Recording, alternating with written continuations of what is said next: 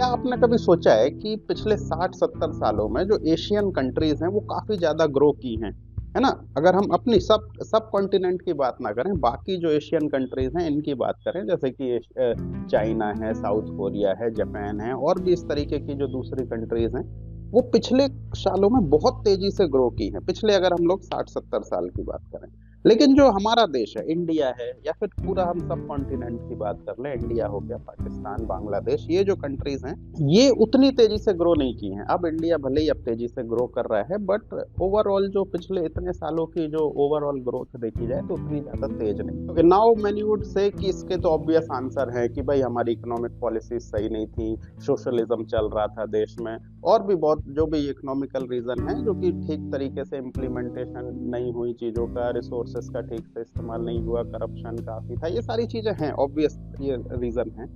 But in सब के underline क्या रीजन है कि ये सारे रीजन दूसरी कंट्रीज में भी हो सकते थे, वहां भी पॉलिसीज ठीक नहीं होंगी शुरू में, बट वो फिर धीरे धीरे उन्होंने अपनी पॉलिसीज ठीक कर ली या जो भी किया हो, बट वो कंट्रीज ग्रो करना शुरू कर गई। और इंडिया या सब कॉन्टिनेंट की बाकी कंट्रीज इतनी तेजी से ग्रो नहीं कर पाई। इसका कई लोग रीजन बोलते हैं कि डेमोक्रेसी भी इसका रीजन है, कि हम लोग डेमोक्रेसी की वजह से पीछे हैं, which is not the correct, I don't think which is the correct reason कि डेमोक्रेसी की वजह से इंडिया जो है पीछे है ना? तो फिर तो इस हिसाब से तो पाकिस्तान को भाई आज दुनिया की सबसे अमीर देश होना चाहिए था, क्योंकि वहाँ तो डेमोक्रेसी किस टाइप की है आपको पता ही है। मेरे हिसाब से एक अंडरलाइंग रीजन है जो हम सब कॉन्टिनेंट कंट्रीज को इन बाकी की एशियन कंट्रीज से अलग करता है, और वो एक बहुत बड़ा रीजन है मेरे हिसाब से, जिसकी वजह से हम लोग इनिशियल फेज में इतनी तेजी से ग्रो नहीं कर पाए। और वो रीजन है इंग्लिश लैंग्वेज का आना। हम लोगों को इंग्लिश लैंग्वेज आती है, हमें इंग्लिश में बात करनी आती है, विच जो कि हम लोग को लगता है एक बहुत ही बड़ा, हमारे पास एक बहुत ही बड़ी सुपर पावर है, विच इज ट्रू कि ये एक बहुत ही बड़ी सुपर पावर है जिसकी वजह से हमें बहुत ज्यादा फायदा होता है। लेकिन आई वुड से इसी की वजह से ये एक सबसे बड़ा बैरियर है हमारे देश में, जिसकी वजह से हमारा देश तेजी से ग्रो नहीं कर पाया है। और इस वीडियो में मैं यही डिस्कस करने की कोशिश करूंगा कि किस तरीके से इंग्लिश लैंग्वेज का आना हमारे देश के लिए एक बर्डन बन गया है। ओके, तो चलो इमेजिन करते हैं एक दुनिया ऑफ सम 1970s या 1980s के वर्ल्ड की बात करते हैं। सो उस समय क्या था, जो भी ये कंट्री, साउथ कोरिया है, चाइना है, दीज वर हमारे तरीके की कंट्री थी। जापान तो और पहले से ही ग्रो कर गया था, लेकिन चाइना और साउथ कोरिया की अगर बात करें तो ये कंट्री भी इंडिया की तरह थी, बहुत ही अंडर डेवलप्ड कंट्री थी, जैसे इंडिया भी अंडर डेवलप्ड कंट्री थी। तो लेट्स से 1980s चल रहा है and you are a student in a very good IIT. Let's say IIT Bombay में आप एक स्टूडेंट हैं, आप पास आउट होने वाले हैं। अब आपके पास क्या ऑप्शन है आगे लाइफ में करने के लिए? क्या क्या ऑप्शन है आपके पास अवेलेबल?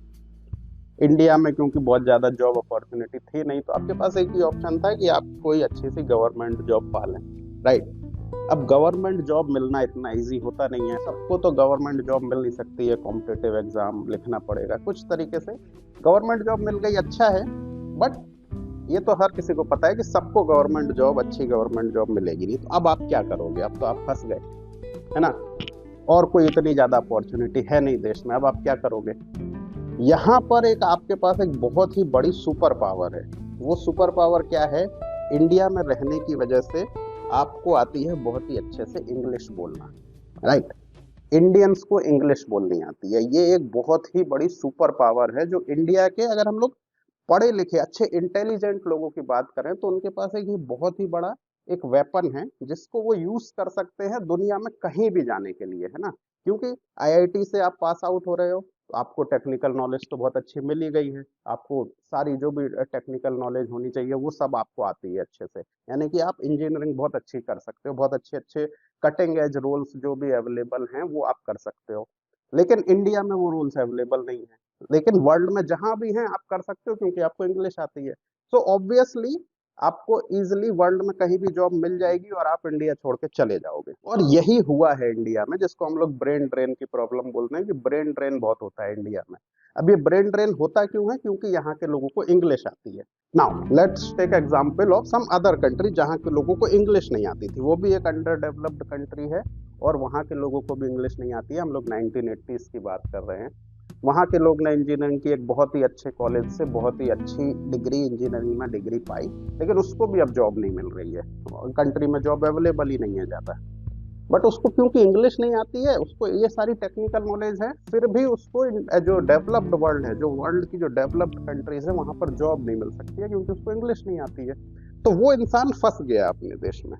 तो ये जो डिफरेंस था, ये इंडिया में और बाकी की कंट्रीज में हम ये कंटिन्यूअसली ये चलता ही रहा कि जो भी इंडिया के पढ़े लिखे होशियार लोग, लिटरली जो बहुत ही ज्यादा इंटेलिजेंट लोग थे, उनके पास, क्योंकि उनको इंग्लिश आती थी हमेशा से, यहाँ पे इंडिया में लोगों को एटलीस्ट पढ़े लिखे लोगों को तो इंग्लिश आती ही थी अच्छे से, तो उनके पास ये एक एक तरीके से आप बोल सकते हैं कि अगर आप किसी गड्ढे में फंस गए हैं तो आपके पास ये एक बहुत ही अच्छी रस्सी थी जिसको आप बाहर फेंक के उस गड्ढे से बाहर निकल सकते थे। लेकिन दूसरी कंट्रीज जो हैं, जिस तरीके की जो दूसरी कंट्रीज की मैं बात कर रहा हूँ, चाइना है, जापान है और साउथ कोरिया है, इस तरीके की कंट्रीज के लोगों को इंग्लिश तो आती नहीं थी।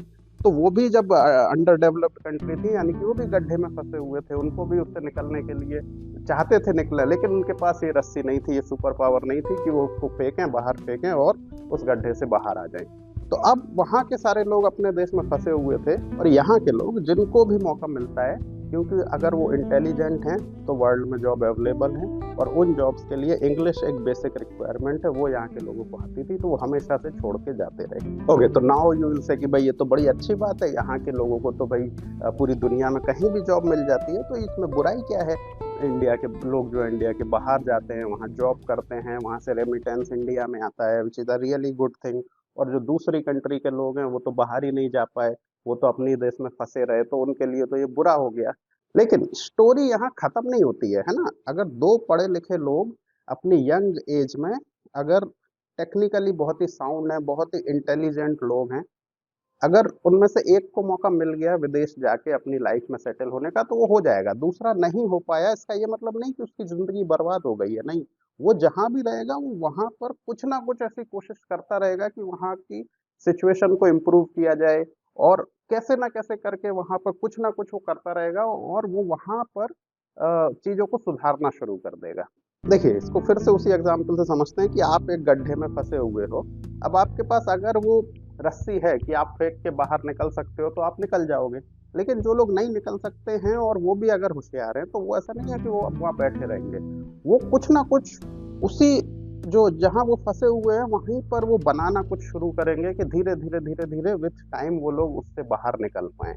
और क्योंकि उनके पास ये ऑप्शन ही नहीं है कि हम यहाँ से भाग जाएं, तो उन्हें उसी जगह को सुधारना पड़ेगा। तो इसी वजह से क्या हुआ कि अब वो लोग जब अपने देश में फंसे हुए हैं, तो उनको वहां पर ऐसी सिचुएशंस बनानी पड़ेंगी कि वो वहां पर जॉब करे, यानी कि वो जॉब्स वहीं पर क्रिएट करने की उन देशों को ये मजबूरी बनी कि भाई ये जो इतने इंटेलिजेंट लोग हैं हमारे देश में, जो पढ़ लिख के आ रहे हैं, एजुकेशन सिस्टम से बाहर आ रहे हैं, इनको कुछ तो जॉब करनी ही पड़ेगी। या तो वो खुद वो जॉब जनरेट करेंगे, सरकार पे भी प्रेशर होगा, गवर्नमेंट पे भी प्रेशर होगा कि भाई ये जो इंटेलिजेंट लोग हैं इनके लिए हाई क्वालिटी जॉब्स जनरेट करनी पड़ेगी।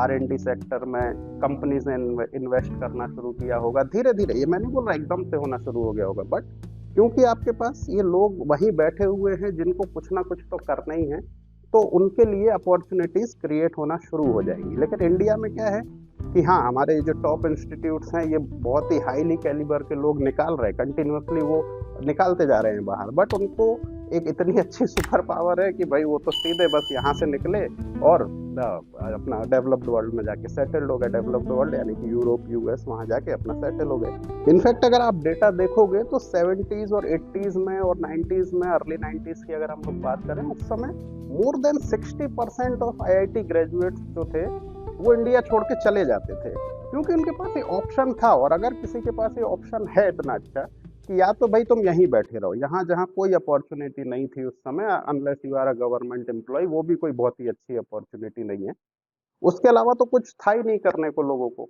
लेकिन फिर भी यहाँ पर ये प्रेशर कभी भी इस तरीके का बिल्डअप हुआ नहीं कि भाई हमारे पास हाईली एजुकेटेड टेक्निकल लोग बैठे हुए हैं जिनको जॉब नहीं मिल रही, क्योंकि वो लोग देश छोड़ के चले जाते थे।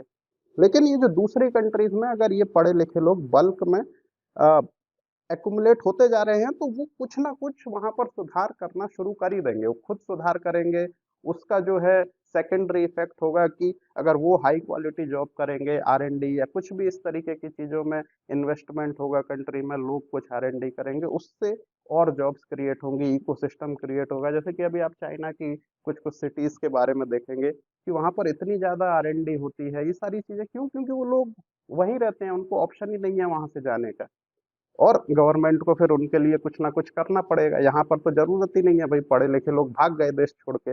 इसमें उनकी कोई गलती नहीं है भई, उनके पास अगर ये ऑप्शन है, देखिए आप अगर किसी कुएँ में गिर गए हैं, अब अगर आपके पास है भई रस्सी तो आप फेंक के उससे निकलने की कोशिश करेंगे, जो कि सब लोग करते हैं।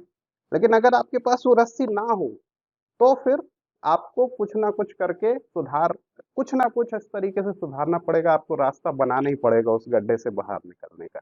लेकिन यहाँ के लोगों को कभी वो मजबूरी पड़ी ही नहीं, और इस वजह से आप देखोगे सब कॉन्टिनेंट के जो लोग हैं, इंडिया, बांग्लादेश, पाकिस्तान, यहाँ के जो भी पढ़े लिखे लोग हैं, उनको क्योंकि इंग्लिश अच्छे से आती है, तो वो हमेशा देश छोड़ के चले जाते हैं, और इस वजह से यहाँ की जो इकोनॉमिक ग्रोथ है वो इतनी डिले हुई है।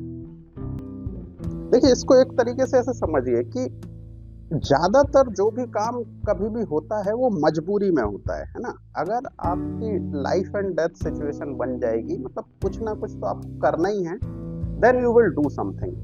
ये सिर्फ इंसान पे भी लागू होता है, गवर्नमेंट पे भी लागू होता है, कंट्रीज पर भी लागू होता है। तो अगर यहाँ की सिचुएशन में क्योंकि हमें इंग्लिश आती है, तो हमें कभी ये लाइफ एंड डेथ सिचुएशन बनी ही नहीं यहाँ के पढ़े लिखे लोगों को। बहुत ज़्यादा पढ़ लिखने के बाद इंग्लिश आने की वजह से देश के बाहर चले जाते हैं। इसलिए गवर्नमेंट को भी कभी इस तरीके से मजबूरी हुई नहीं कि भाई इन पढ़े लिखे लोगों को हमें हाई टेक आर&डी जॉब देने की ज़रूरत है, क्योंकि ये तो यहाँ रहेंगे ही नहीं। आईआईटी, आईआईएससी, जो भी इंडिया के टॉप इंस्टीट्यूट से ग्रेजुएट्स निकलते हैं, वो भाई देश छोड़ के इजीली जा सकते हैं। जिसको यहाँ जॉब गिनी चुनी जो थोड़ी बहुत जॉब है वो मिल जाए तो मिल जाए, अदरवाइज तो इंडिया छोड़ के तो चले ही जाएंगे। तो कभी भी ये प्रेशर जनरेट होगा ही नहीं कि भाई लोगों को जॉब कहाँ से दें। लेकिन ऑन दी अदर हैंड, अगर आपको मजबूरी है कि ये लोग निकल आए हैं, इनको जॉब देनी है, तो मजबूरी में तो फिर सिचुएशन सुधरती है, और वही इन कंट्रीज के साथ हुआ है जो हमसे काफ़ी ज़्यादा तेज़ी से ग्रो की हैं।